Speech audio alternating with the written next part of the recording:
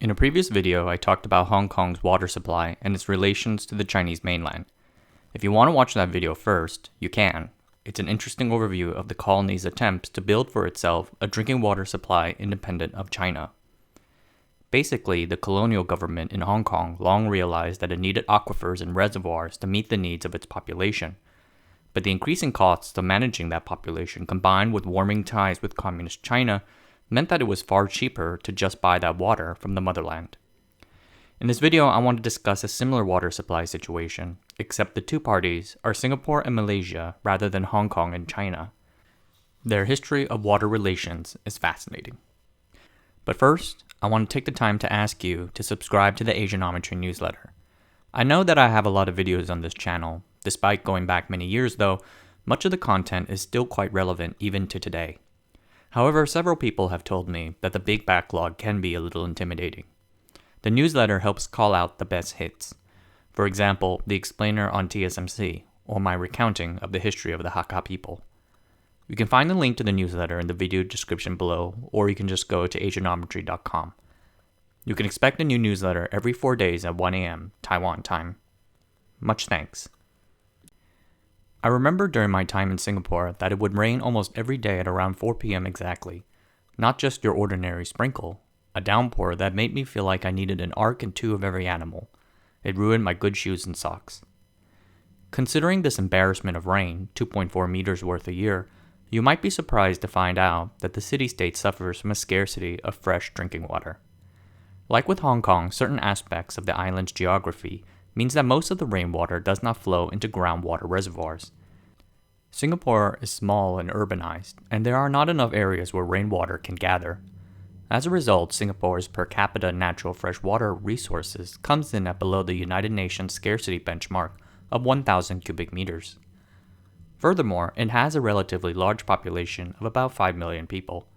Domestic water usage makes up a slight minority of the water usage in the country. Most of it goes to industrial and commercial use. For example, the country's semiconductor fabs require a steady supply of clean, pure water to clean their wafers during the fabrication process. Malaysia, for its part, has a lot of rain and quite a few big rivers, but some of the areas are prone to dry periods. When those occasional droughts occur, the state needs to impose water rationing on its people. It might not surprise you that the Malaysian people do not really take well to that. As a result, the water situation between the two countries can be best described as complicated.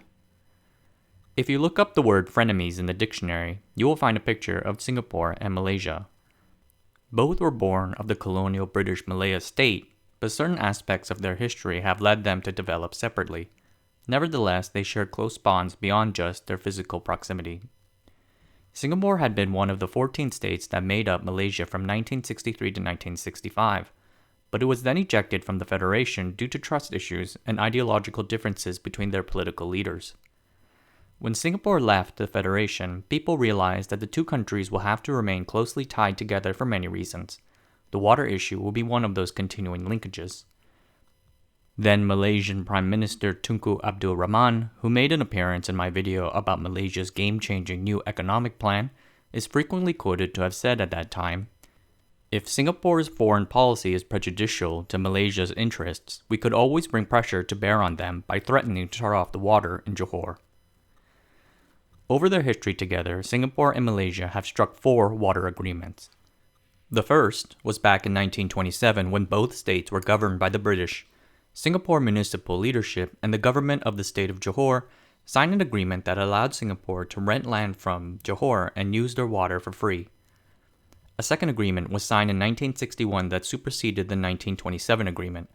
The 1961 agreement gave Singapore full and exclusive rights to draw 86 million gallons of raw water from certain areas in Johor. Singapore would in turn need to pay rent for the land as well as pay for the water drawn, about 3 cents per 1,000 gallons. Singapore also would sell treated water back to Johor at rate below cost. In 1962, another agreement was signed that allowed Singapore to draw up to 250 million gallons of water from the Johor River. Both the 1961 and 62 agreements were honored even after the 1965 separation between Singapore and Malaysia. For a new country with so few natural resources, this was a big win. But those agreements do have a provision to review and reprice the agreements in 25 years' time. Malaysia at that time did not exercise this right to do so. Finally, there is a 1990 agreement that allowed Singapore to build a dam in Johor so to make it easier to get raw water out of the Johor River. Singapore paid for the construction and maintenance of the dam. As a result, they can buy some raw water out of the reservoir in addition to what they get to have from the 1962 agreement. As of this writing, Singapore remains a country dependent on another country for a significant portion of its drinking water. This is a critical dependency, one similar faced by Hong Kong in its dealings with China. Now, it must be said that Malaysia never actually has cut off Singapore's water supply. This is all despite the legal jockeying and political jawboning back and forth across the border. With that being said, it does loom over bilateral relations. Starting in 1998, negotiations were held to extend the 1960s-era water agreements. Such water talks were parts of a larger series of discussions but soon emerged front and center in debate. Throughout 2001 into 2002, Senior Prime Minister Lee Kuan Yew and Prime Minister Mahathir Mohamad negotiated. They got close to the finishing line, but things held up on the actual price. Malaysia wanted a price tied to what Hong Kong paid Guangdong.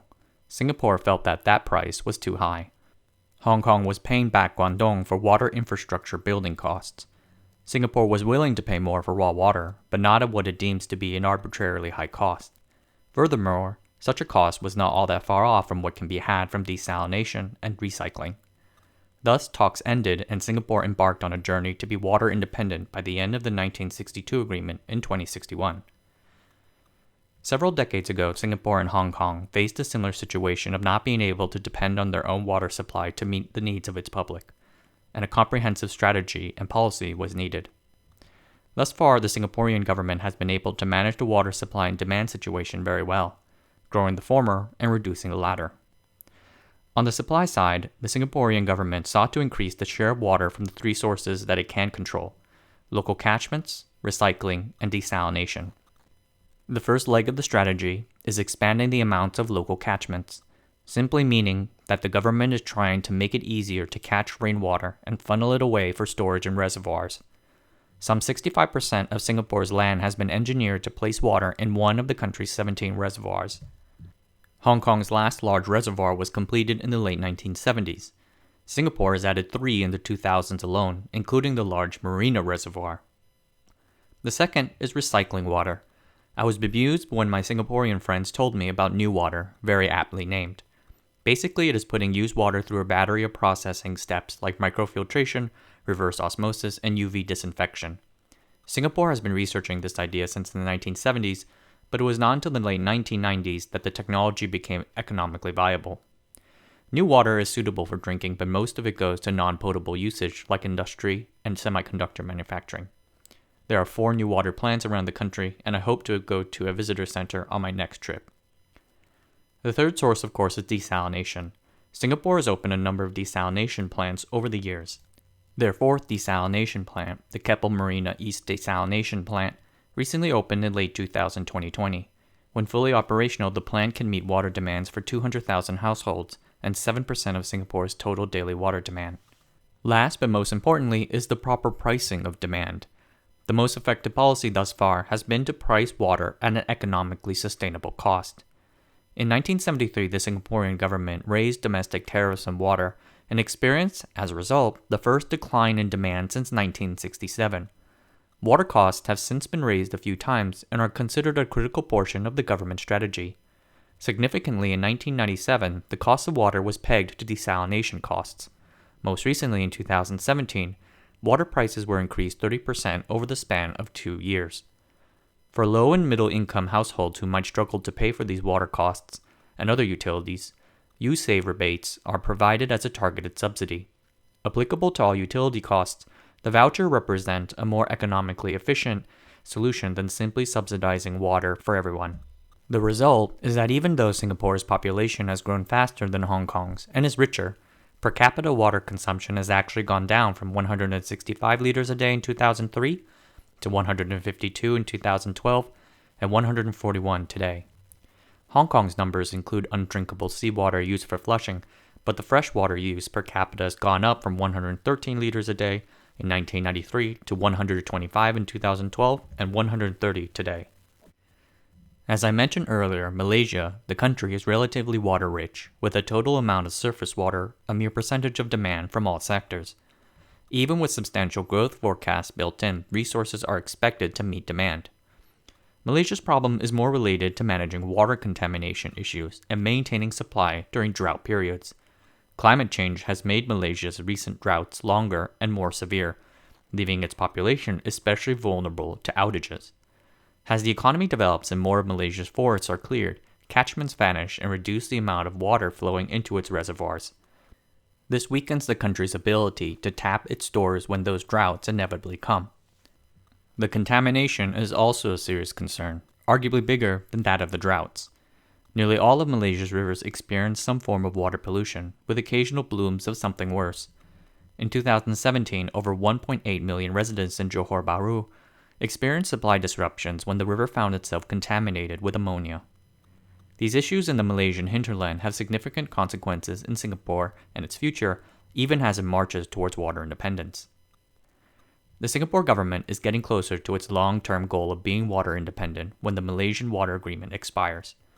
Considering that almost every country in the world struggles in one form or another with the issue of providing enough water to its citizens, this is a pretty impressive achievement. But for now, the country's 5 million people still rely on a significant extent on water coming from across the border. Water contamination and drought in Malaysia can stress systems in both countries, potentially sparking conflict and political squabble. A new raw water agreement after the 2061 expiry date seems unlikely, but there does remain the possibility that Malaysia sells treated water directly to Singapore after the expiry date. I will make a video and let you know what happens when that time comes in about 40 years. Alright everyone, take care of yourselves out there. Blah blah blah, the usual spiel, like and subscribe, etc., sign up for the newsletter, all in all. But thanks for watching, take care of yourselves, and see you soon.